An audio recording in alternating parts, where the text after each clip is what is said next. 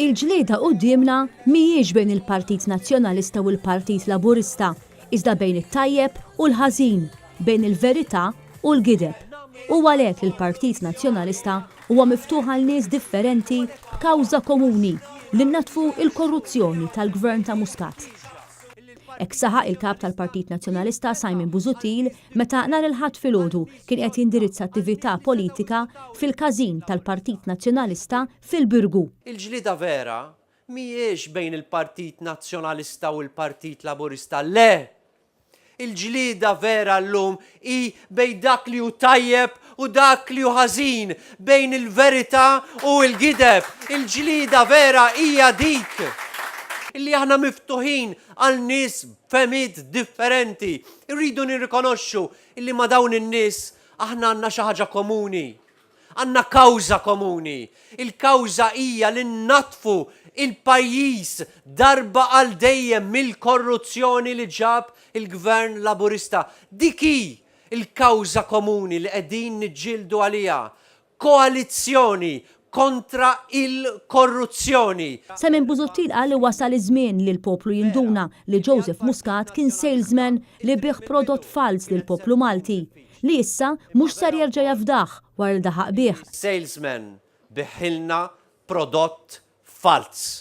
U la salesman biħilna prodott fals, issa wasal il-moment illi dak il-salesman ngħidulu minn għandek ma nerġax nixtri prodott ieħor. Għax int lili diġà tħaqt bija, għax int lili diġà tradejtni, għaliex lili diġà tajtni prodott ħażin differenti minn dak li rriklamar.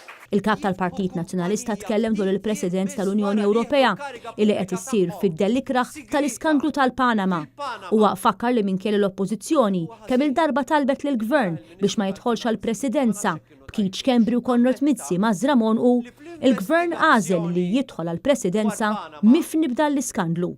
Simon Busuttil irrefera d-dikjarazzjoni ta' Edward Cicluna li l-awtoritajiet Maltin ma sabux il-kooperazzjoni mill-awtoritajiet tal-Panama waqt l-investigazzjonijiet tagħhom. Ministru tal-Finanzi u minn dik ir-raqda għalhekk għażlu l-Panama, Keith Schembri u Konrad Mizzi. Għaliex jafu li m'hemmx kooperazzjoni, jafu li meta jaħbu l-affarijiet hemm ser jibqgħu moħbija, għalhekk marru hemm, għalhekk dak li jagħmlu huwa ħażin. Meta kien qed jitkellem dwar il-qasam tal-enerġija, Simon Busuttil irrefera l fatt illi f'dawn il-jiem tal-kesħa kien hemm talba rekord għal konsum tal-elettriku. Huwa fakkar illi pajjiżna irrisponda għal din id-domanda minkejja li l-power station tal-Electrogas għadha mhux lesta. Jekk il-konsum tal-elettriku żdied għal livelli rekord u l-power station tal-Electrogas il-ġdida għada mhijiex mixawla, dan ifisser illi għandna bżonn power station ġdida jew le? M'għandniex bżonna, hemm qiegħda l-korruzzjoni.